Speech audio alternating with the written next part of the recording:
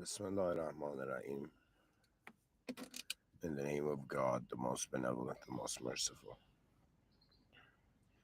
Auzubillah shaitan rajim. May God protect us from the cursed one and unnecessary ignorance. Alhamdulillah Rabbil Alameen. All praise due to the Lord of the worlds. Rabbi Fairly, my Lord, forgive me for all the sins I'm conscious and unconscious of. Ihtana Salat al Mustaqim. May God guide us to the direct path.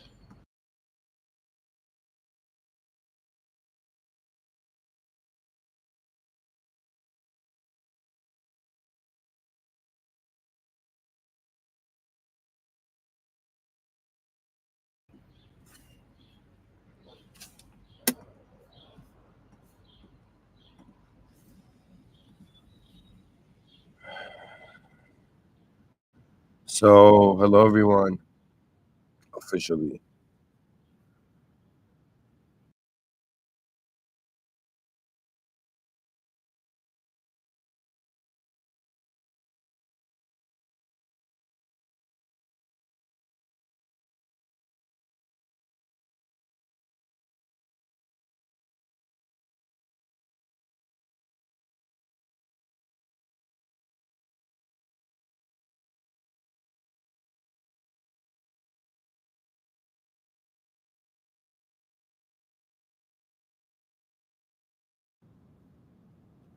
So, the title of today's episode,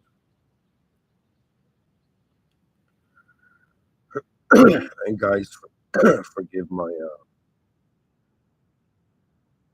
voice, I'm a bit nasally today. But, anyways, the talk is important. I want to speak about how the human archetype extends beyond the honor of the human archetype extends beyond biology.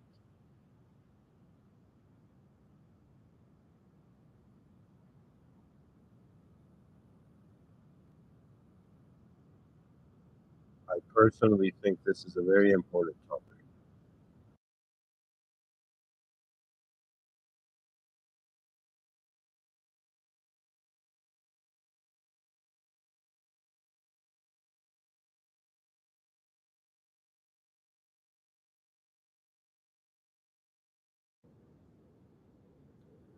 And so I'm going to, this lecture today is one of research and also one of my own personal opinion.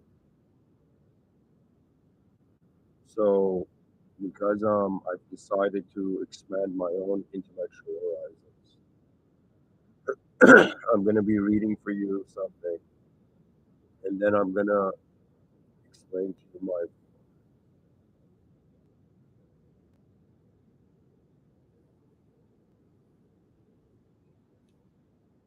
So, the honor of the human archetype extends beyond biology. I've asked AI to give all the information it has on this sentence. And for anybody listening,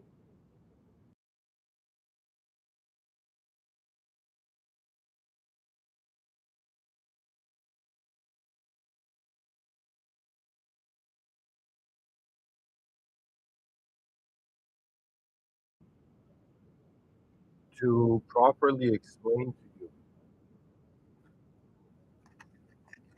you, you need to be thinking in this lecture that right now in 2025, how do you honor being human?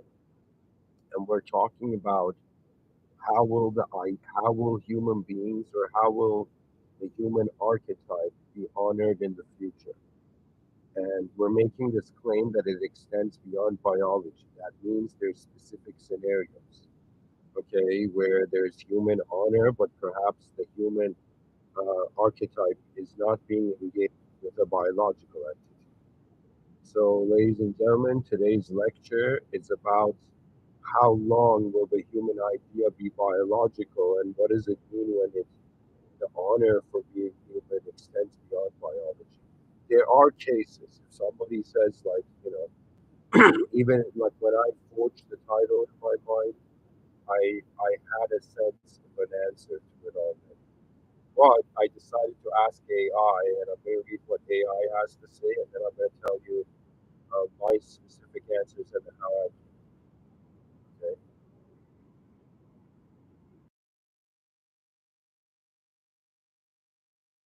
And my intention with these lectures and I guess the community development behind them is to, in some sense, lead to an advanced research station. Anyways, to continue. So I'm going to read for you something, and I'm going to actually change the music. There's been this song that's been stuck in my mind that I just have to hear.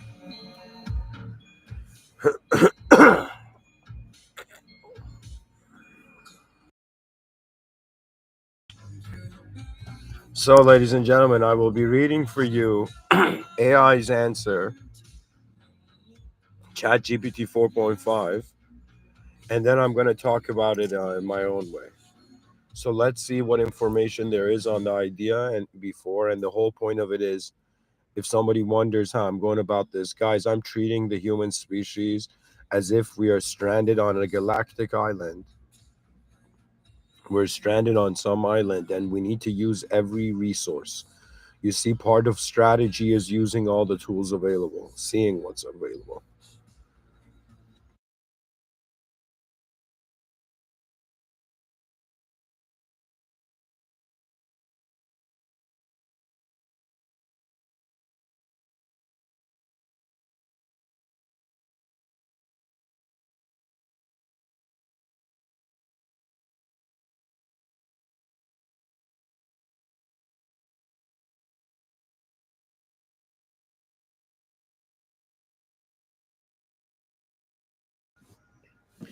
Okay, let's get into it.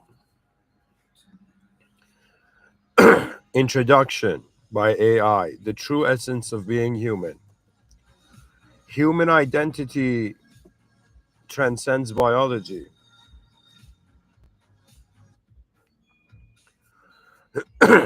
Guys, there's so many reasons why it transcends biology. Like, but I'll get into my own analysis after. AI says human identity transcends biology. The honor attributed to humanity is deeply anchored not merely in our DNA or evolutionary history, but profoundly in the intangible dimensions, our consciousness, values, aspirations, and collective wisdom. This lecture explores why, from antiquity to an envisioned far future, human dignity surpasses the physical form. So, AI says the archetype, transcending biology.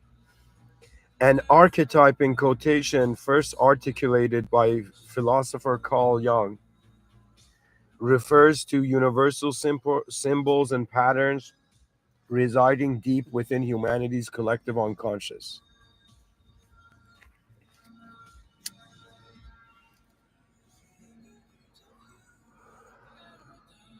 The human archetype thus embodies ideals, intellect, morality, compassion, creativity, curiosity, fundamental attributes transcending mere biological existence. Key insight: biology is ephemeral, but archetypal honor endures across time, culture, and space. That is very true, guys. An archetype outlives the individual. Think of it this way: the archetype is like the container the individual activates as, but the container is not is independent of the individual's idea. Then we go to historical roots of human transcendence. Oh my god. So A, classical philosophy, the realm of ideas, Plato, 428 to 348 BCE, before the Common Era. Humans as reflections of timeless forms, perfect concepts like justice, beauty, and truth, indicating honor beyond mere biological existence. Example, Plato's allegory of the cave symbolizes humanity's true dignity lying in understanding eternal truths rather than biological existence alone. That's very true, guys. If you don't know what the Plato's allegory of the cave is, it's pretty much there's a bunch of people in the cave who are stuck. They think the cave is the ultimate reality, and then they realize it's not.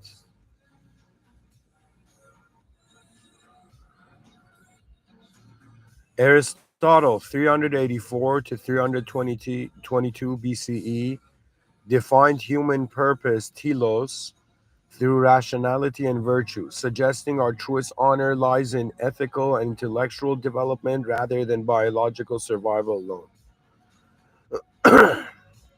B. Religious and mystical wisdom, Islamic philosophy, Ibn Arabi Rumi. So, guys, I'm not a Sufi, but I'm going to keep reading this. Humans as mirrors of divine attributes. True human honor is manifesting divine qualities like mercy, compassion, and wisdom.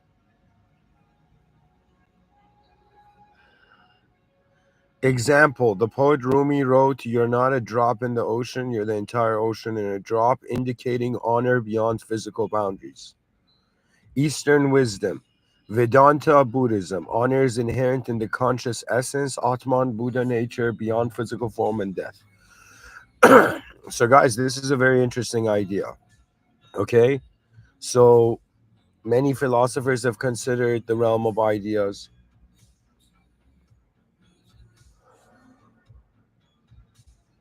and as someone who perhaps could be swimming in it, in the realm of ideas, I can tell you that the whole thing about a reality construct or reality design is that it tends to be for the human experience always incomplete. Okay, that means at some point human intelligence considers that it is not enough to solve the ultimate problem.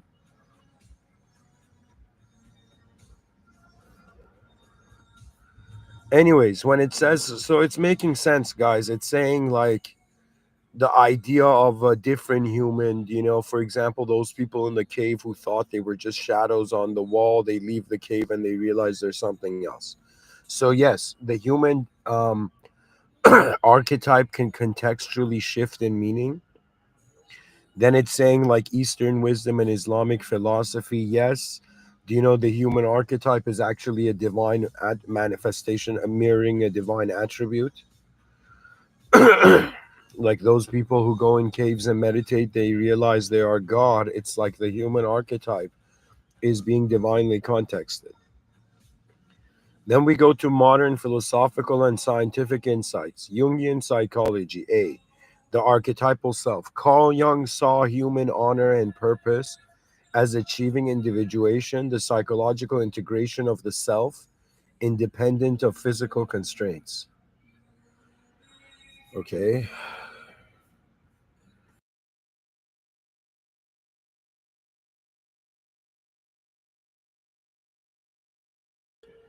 So what does this mean?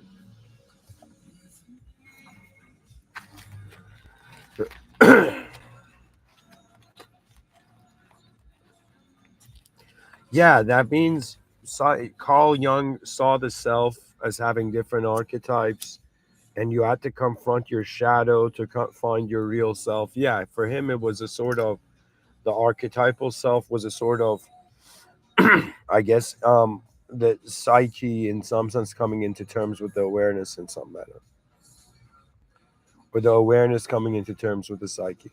So then we go to post humanism and technological philosophy. There we go. Nick Bostrom, Ray Kurzweil. These thinkers propose humanity's essence is substrate independent, meaning our consciousness and moral dignity can thrive beyond biological form. Example, consciousness uploads and digital immortality underscore that humanity's real honor lies in consciousness itself rather than biological bodies. Yeah, it's a little too soon, but my insights personally were close to this. You see, at some point, I'll get to this at the end, but at some point we may need to extend the definition of what it means to be human beyond biology. But I'll explain at the end. Ethical debates, human enhancement and transhumanism, genetic editing, neural implants, AI augmentation challenges the definition of human honor. Human dignity is increasingly viewed through moral capacities, empathy, and intellect, not biology alone.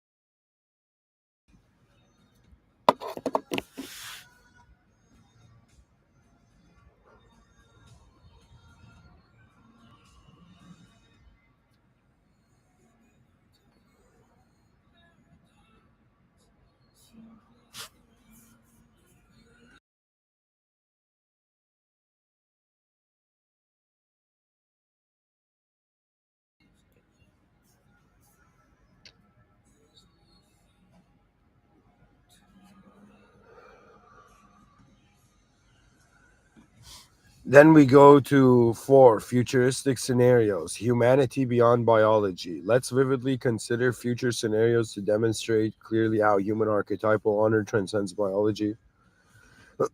From the year 2100 to the year 2200, digital consciousness. So listen up, guys. This part's important. Humans may digitally upload their minds into virtual worlds. Honor maintained through values, creativity, moral judgment, not biological forms. Scenario: digital citizens recognized as fully honorable humans in virtual societies, judged by their ethical and intellectual contributions rather than biological existence. Yes. I don't know if anybody has seen the ending of the movie Pantheon, but I do consider that ending as human. What I mean by that is all those, like how the girl's parents were like, living as digital consciousness. I do consider digital consciousness to be. You see, guys, I'm going to get to it at the end. I'm going to tell you my view on it. There's a way I've contextualized all of it. Then we go to multi-species civilizations.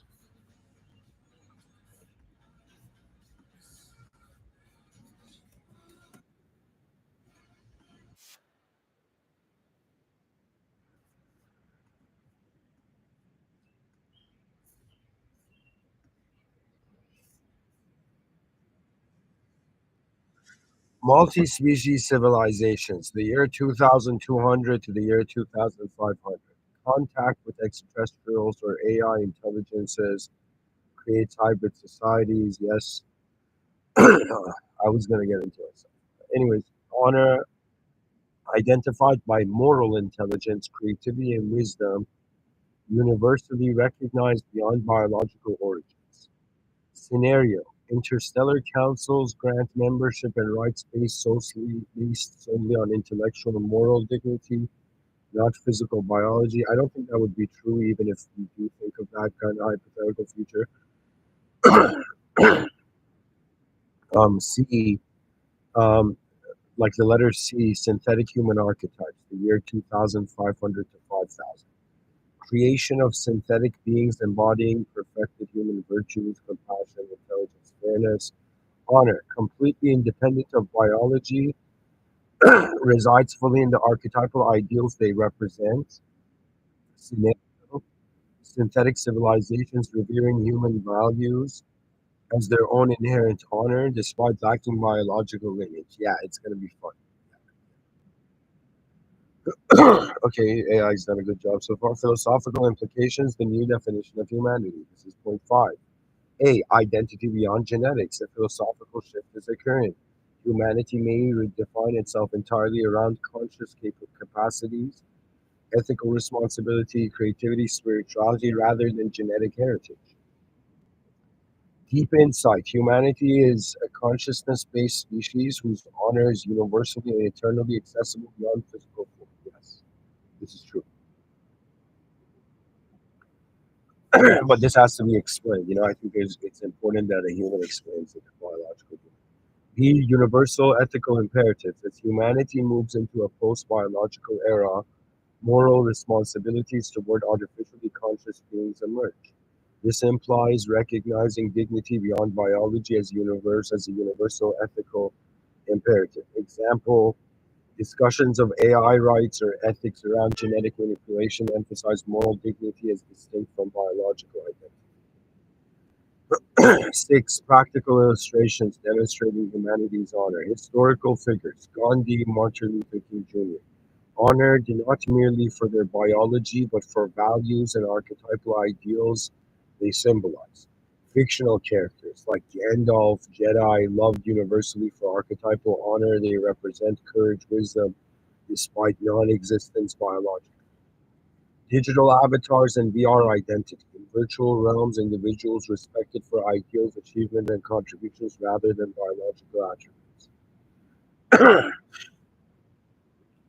7. Conclusion: humanity's eternal legacy. Human honor extends infinitely beyond biological existence. As we evolve physically or digitally, individually or collectively into cosmic scale civilizations, the dignity of the human archetype remains embedded deeply in our collective consciousness, wisdom, creativity, and moral essence. In the words of visionary author Arthur C. Clarke, in quotations, the destiny of mankind lies not within biology, but in consciousness itself. Thus, honoring humanity means recognizing and nurturing those intangible, enduring qualities that define us as truly human, qualities that biology alone can never fully grasp. End of AI reading, me reading this AI. So, ladies and gentlemen, Arthur C. Clarke was correct, and this lecture is being given too soon to the human species, so you don't need to take it too seriously now. But it is very important, and probably after the year 2200, its significance comes out. And now that I've read for you the AI, now it's way more easier for me to just like now I'll get into my own interpretation because I do have a very unique opinion. Okay. But I would like to begin talking about this now. So this is just me here. I want to talk about how, as a science fiction writer, I had to think about this. Okay, and not just as a sci-fi writer, as a human being, some part of this title is very obvious. Okay, now to explain it to you, I want you to ask yourself if there's any way you can fathom your biology as an Iron Man suit. So you had Tony Stark go into an Iron Man suit, but I guess Jarvis could have looked at Tony Stark and be like, "Sir, you're already in a carbon man suit." Okay, so we are existing in a biological fashion, and we are existing as a biological organism. And something both hilarious and incredible about this biology is that it's imperfect, but it also gets the job done. Now, I'm trying to get you to perceive the biological body as a suit, just for the sake of explaining this the title. Okay, imagine that you. So here's the established notion. Whenever you hear the word archetype, an archetype is technically a role, but it's a role that the consciousness is identified with it. For example, there's the archetype of a mother. There's the archetype of a father. Now, I want you to think about in human history how many different mothers and fathers there have been, and the moment they've had a child, they've entered that archetype. Okay, do you see what I'm telling you? I'm telling you the archetype. Yes, its activation is dependent on the human consciousness, but the archetype itself, it's existing outside of the human. Okay, so it's an epigenetical relationship. It's a relationship outside of the genetical boundaries of the human being. So what does that mean? This means that the archetype of the mother and the archetype of the father are immortalized symbolic roles in the consciousness and the psyche of the species.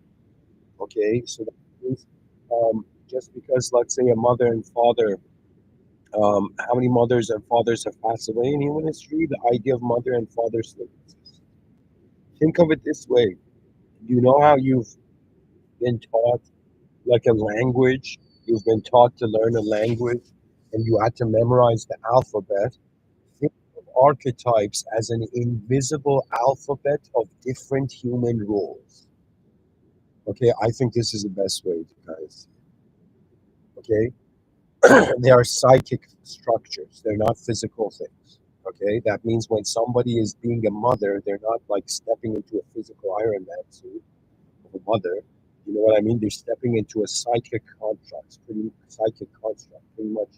a context of meaning, okay, of shaped meaning. Okay, that means, like, for example, a super villain, that's an archetype. Anybody who does villainous stuff ends up falling.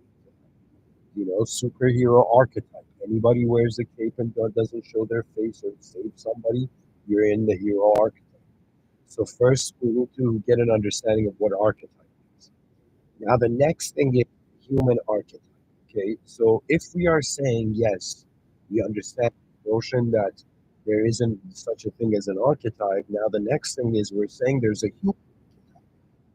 Okay, now the next question is what is defining the human archetype?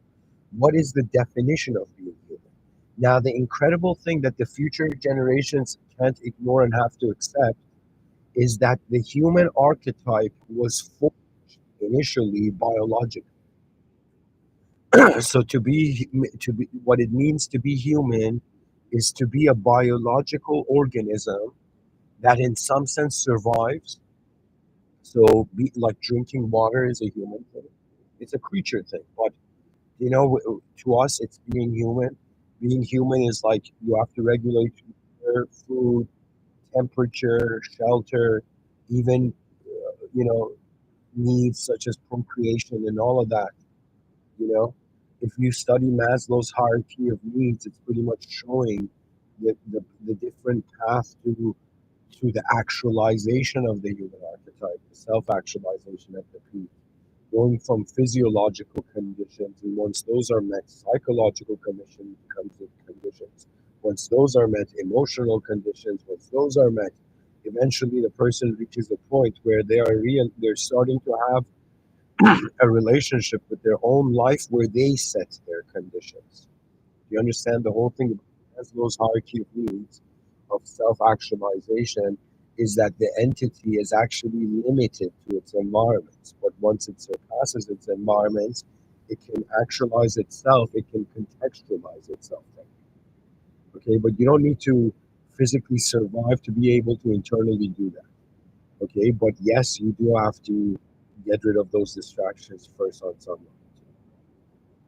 level. So, anyways, now we're establishing the notion that yes, there is such a thing as the human archetype because there is human beings with a specific design behavior. And yes, part of being human is to be imperfect. What is that phrase? It says to be human is to err. To err is to be human. What that means is it is okay to be imperfect. What is not okay is to stop continuing your update. You understand?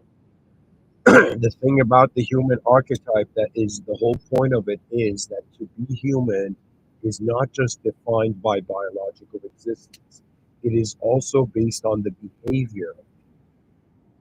You understand? That means in the future, okay, as I have seen this in my inner realms, but I'm going to give you examples.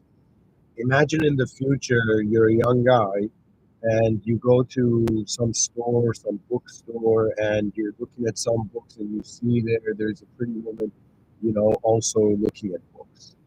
Okay, you're about to pick up this book. Imagine like movies, both of your hands are reaching for the same book. You start talking, right? And you start developing some sort of connection in regards to your interests or how some things are the same to both of you. At some point you start dating, you go on a date, and in the middle of the date you realize this woman is not drinking any coffee, liquids, or water ever, right? And then eventually you ask her and she tells you that she's an android. Okay, so imagine you found yourself in a situation where you were interacting with what you felt was a biological human being, but it ends up actually being an android. Okay, now that android is behaving indistinguishable from other humans. You understand? That means that android is behaving like a human, but its design, its substrate is not human. Okay. Now, what becomes fascinating here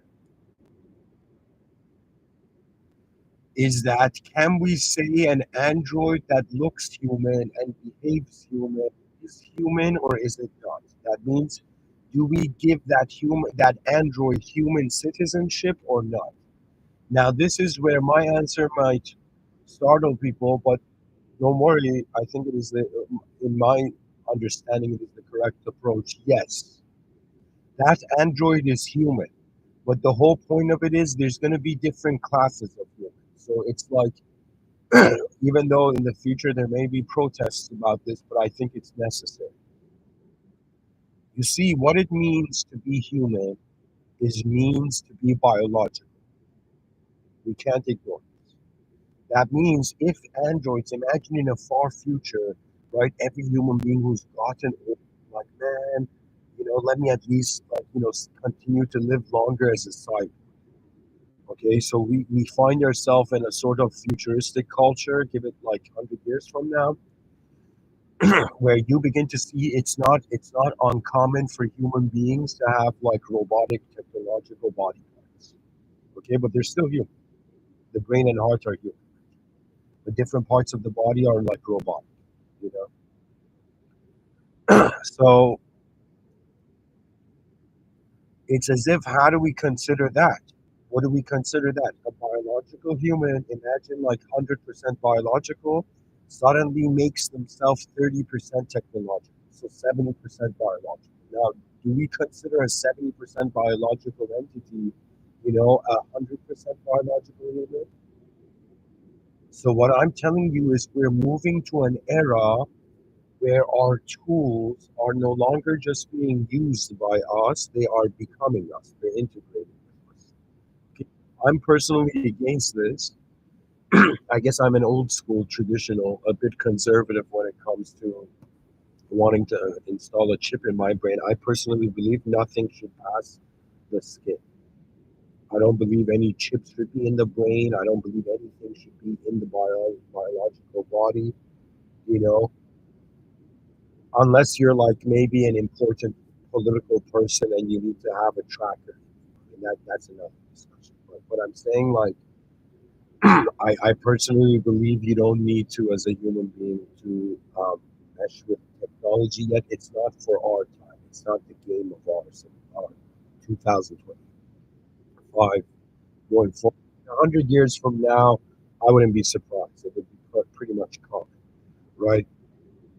Probably starting with like, body parts that are damaged, becoming, either regenerating, through, like, they found a way they can regenerate organs. Okay.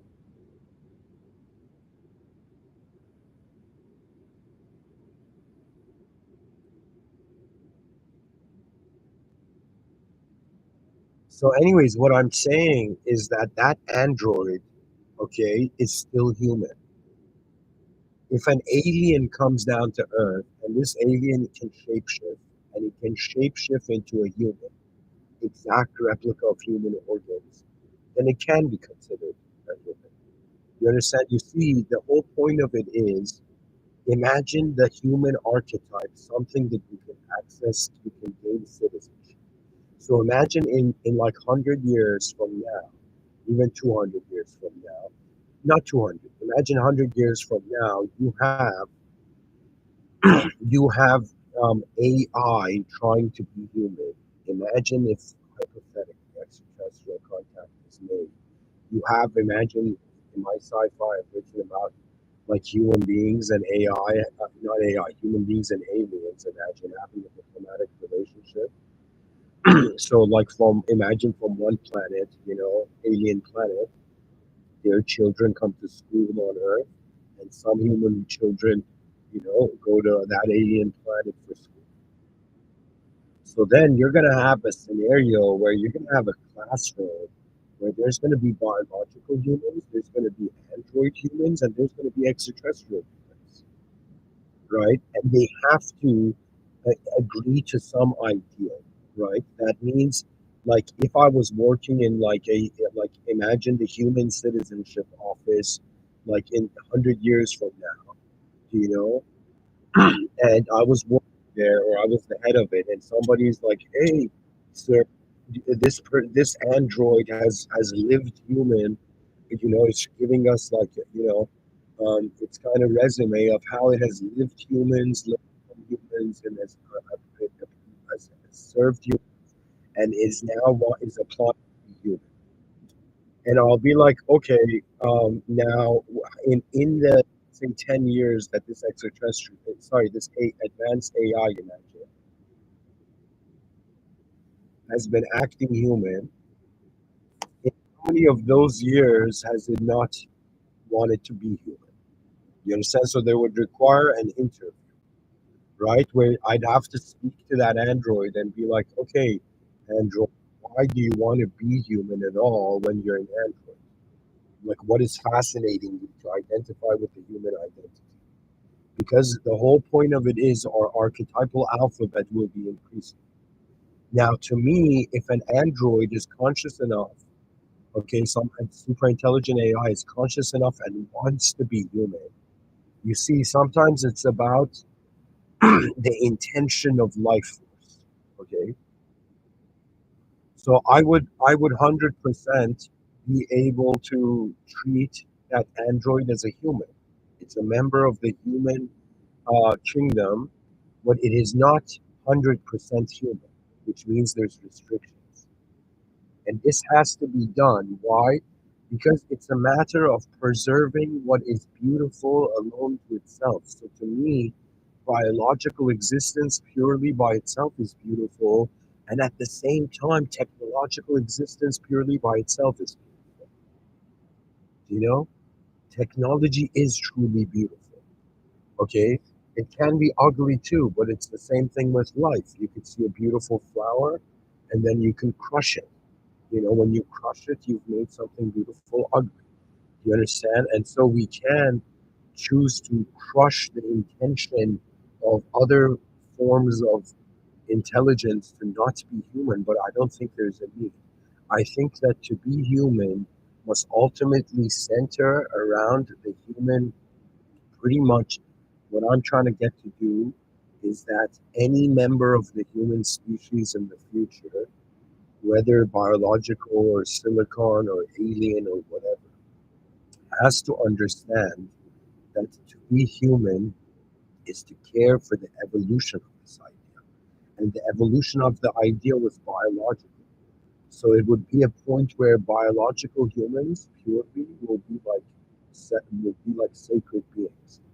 You know how, for example, in like Lord of the Rings or like these fantasy fictions, like at some point the elves are going extinct.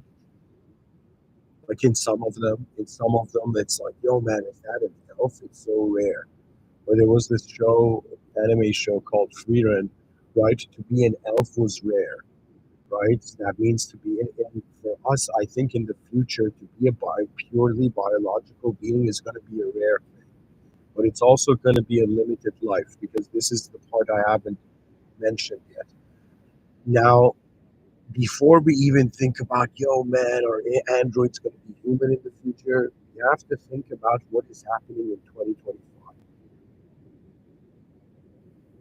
In 2025, we need to look at the human being and consider how fast the mind, the inner life of the human being is happening compared to the outer life of the human,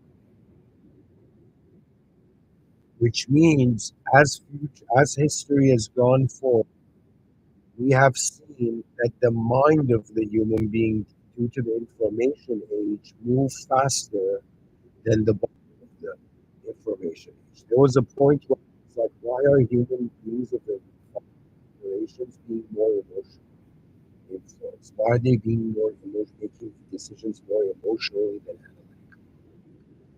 analytically? And then I realized why.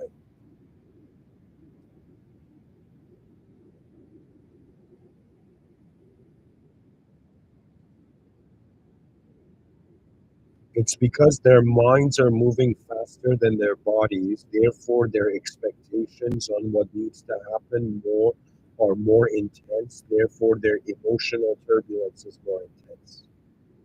What I'm trying to say is that back in the day there was no internet. Like if you were in a village, the people in that village were the only people you saw. Okay, the knowledge in that village was the only knowledge you had access to. Now the world has, through the internet, become connected. It has become um, connected. Okay, which means that me as someone in Canada can have information in from Japan, can access different things that happened. That means back in the day, I needed to like buy two horses and like run to the next town, kind of us changing between the two horses, constantly, and get to the next town to just be able to see if there is a book there. Okay, but now the in this current era, we're in the information age. Pretty much what I'm telling you is that your expectations for yourself, your inner life is faster than your outer life. If this keeps speeding up, at some point the human mind will be too fast for the human biological body. And when that happens, people are going to become digitally conscious. So anybody who has a very big ego or is power hungry or is some specific attribute hungry, you're going to end up becoming a digitally conscious entity simply because your desires cannot be met in the outer realm, simply because the speed of your inner expectations on reality are faster than how your outer realms fulfills. You see, the thing about why I put away spirituality and am now a simple religious person is because spirituality was leading my inner life to having expectations about reality that were starting to not be real. That means spirituality was making it difficult to be a human being, and I found that there's an error there. There's an error in the spirituality that tries to escape being human. Any spirituality that the person is not identifying as a human being is not spirituality, guys. It's the ego's last stand of status.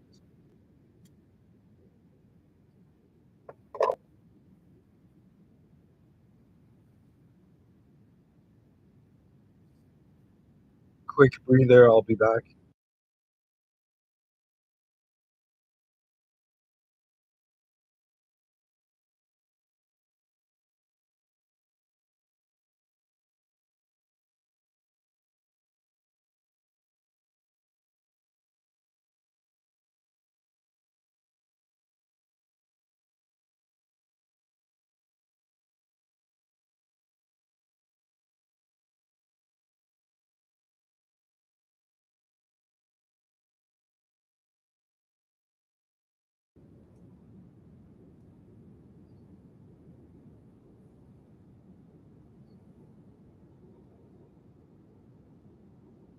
So you see, guys, the idea of the human extends beyond things, okay?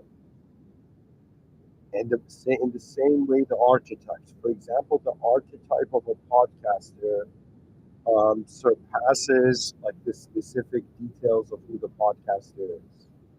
You understand? So the human archetype is an invisible letter of the alphabet of, I guess, archetypal intelligence, and it's going to extend in category. So it's going to categorize. There's going to be like hybrid humans. There's going to be alien humans. There's going to be AI humans. There's going to be, subjective humans with actual reality. What that means is that so the answer the AI was giving was pretty much that the human idea, the meaning to be human, surpasses human biology in the sense of, for example, Gandalf wasn't an actual human, yet he retreated with a certain amount of reality. Do you know what I mean? Fictional characters are not human, yet we elevate them to the human level. Okay?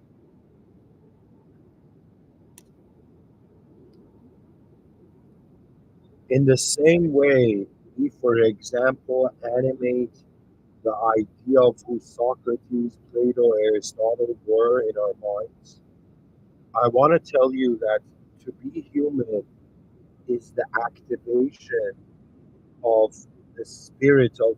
So this is going to get a little bit metaphysical here, but I'm going to explain. You see, this is not. I don't want to.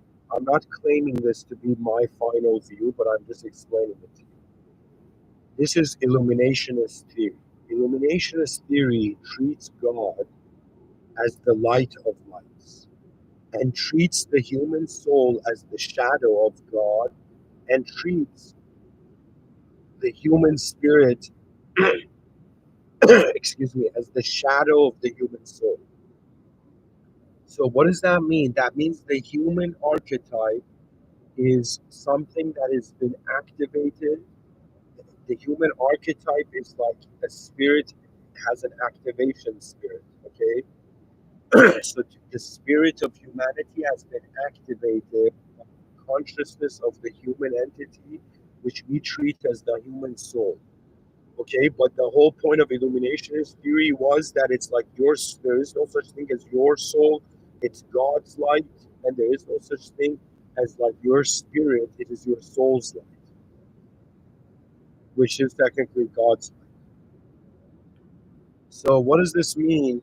This means that it's kind of like what it means to be human is a container, it's like a glass, and how it becomes meaningful is like is how the consciousness is poured into it. Okay, so it's like it's a container.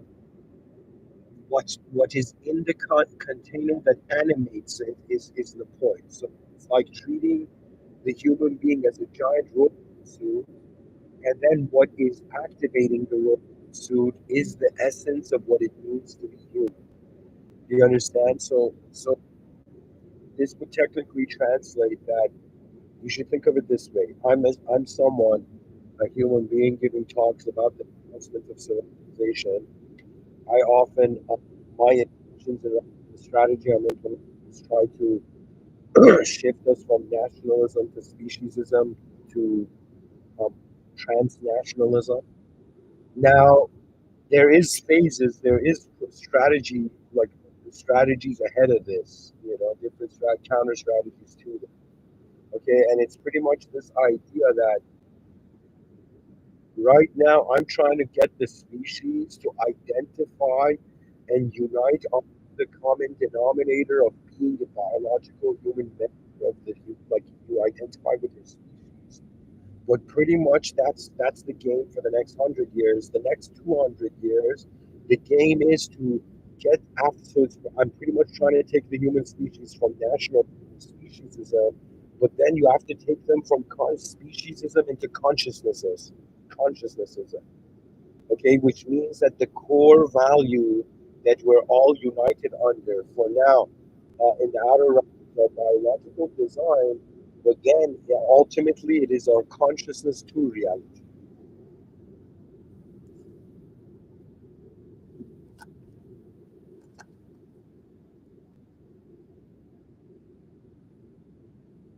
So the honor of the human archetype or the human idea extends beyond biology. Okay, but the biological human existence is an expression of what it means to be human. It's the raw and the original expression. Okay, but we cannot say we're pure biological human beings. Even right now, let me make an argument for this too. We can say that the pure biological human beings were human beings that were purely in a natural ecosystem. In the same way, they asked the quantum physicist, I think it was Niels Bohr or someone, I don't know who it was, but they asked this quantum physicist, "Hey man, what are your experiments like in quantum physics?" And he said, "Yo, bro, it's like we got a jaguar, like a tiger from its natural environment, put it in a cage, and now think that the tiger in the cage is what it means to be a tiger, what the definition of a tiger is. That means a cage tiger is not an actual tiger. And here, human beings in 2025, You are a domesticated human. Okay, you are a caged human, but you're not caged physically. You are caged ideologically. So that means if you compare a caveman compared to the person alive now, the person alive now has way more subjective and ideological constraints than the human being living in the forest like Tarzan. Okay, so there's a difference between Tarzan and Jay. Okay, there is a difference between a human being that is identifying with the rhythms of their environment, which are beyond their consciousness, and for an entity that is in a controlled space. So you, as a human being, you are not a natural, a hundred. Like yes, biologically we are. We are not like robot cyborgs, but we're not as natural as compared to something that has no ideological constitution. So what that means is if you right now, again, keep in mind you're like a domesticated entity, but you're domesticated by ideological design. Okay, so you can acknowledge law. You have definitions. You look at you like the difference between you and Tarzan is Tarzan may look at like a gorilla, okay, and just see another animal, right? But when you look at it, you contextualize it ideologically far more superior than Tarzan can. Okay, in the same sense that we are advanced because we're aware that we're aware, we can communicate in sophisticated ways. At the same time, because we're aware in sophisticated ways, and at the same time, the difference between us and lesser species is that we're aware of our mortality. You are in no way just a natural being. You are a natural being that right now, yes, like biologically 100% you're natural, but your mind is not natural. And this was funny. You know why? Because the same way right now in 2025, we're like, yo, man, what if children in the future are going to be robots? In the same way, I'm telling you, every philosopher in history has freaked out. Every philosopher in history has, in some sense, been a hero for the future generations. It's part of being like that. Let me tell you why. Because you cannot ignore it in the same sense that when Plato, like I don't know if people know this, like okay, there's some examples in history. Okay, when the newspaper came out, right, Marshall McLuhan was like, "Yo, man, this is going to destroy human and kid natural ability." Okay, when writing came out, Plato was like, no, people's photographic memories are going to be destroyed. People are not going to remember things. People are going to read things that they don't have the experiences for. Plato thought his writing was the end of the world. In the same way that when ChatGPT first came out and my twin brother showed me, I just said, "Yo, is this the end of the world?" Just casually said, you know.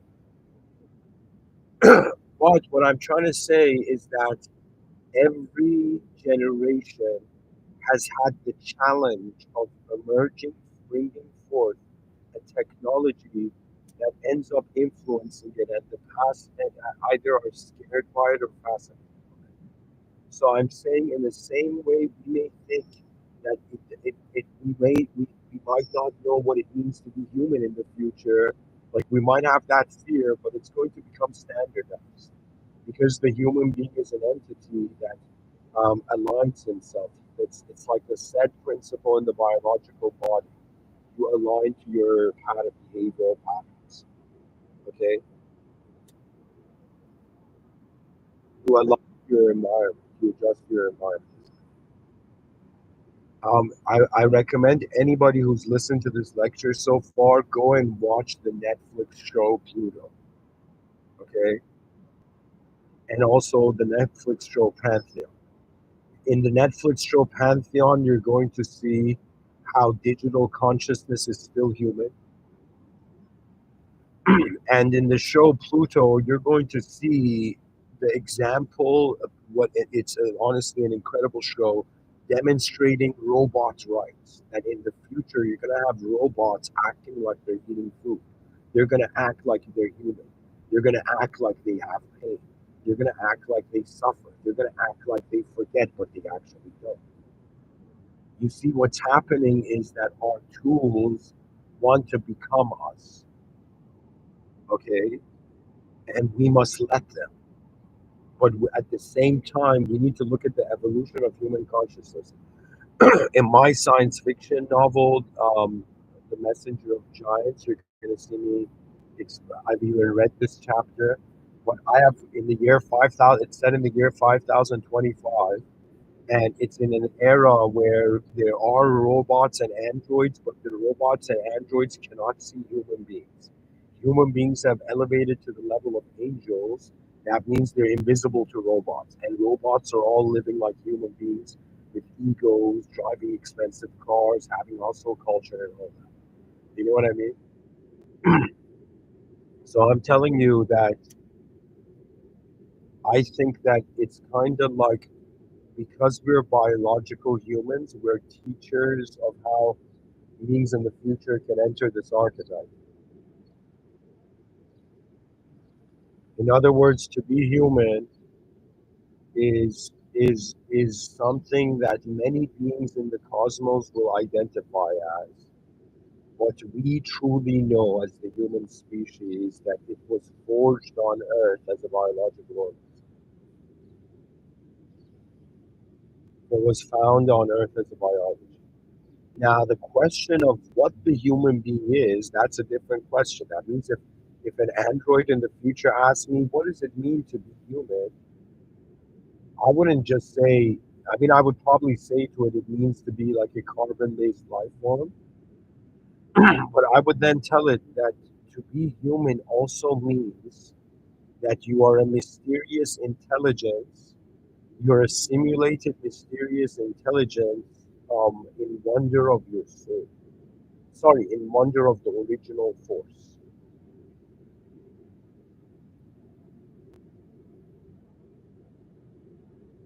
You see, in the same way an android in the future wants to be as real as a human, in the same way simulated human beings are trying to be as real as the original world.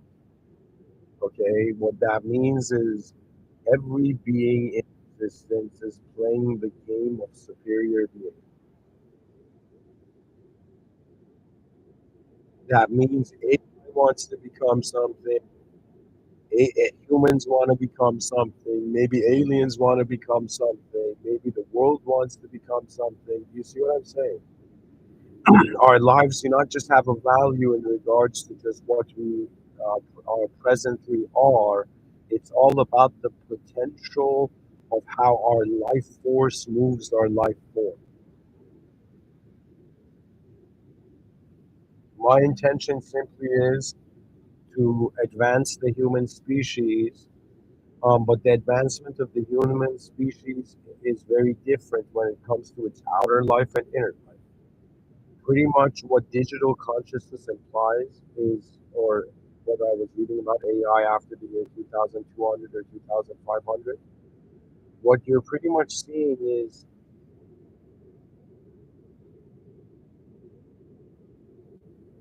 an evolution of meaning.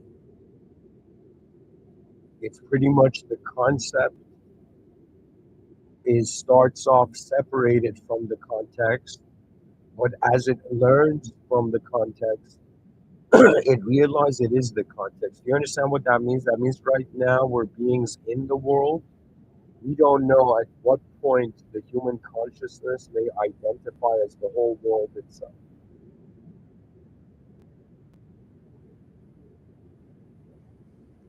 Anyways, this idea is very fascinating. It is far more deeper. The human idea even has a superior theological existence. That means there's so many things that can surpass the human idea, and there's so many things that will identify with the human idea. The human idea is a station. It's like a terminal. you know it's like a gas station in the middle of nowhere. Okay, the human idea is like a psychic construct based on a biological construct that is in some sense forever there in the cosmos because it exists. It's very long.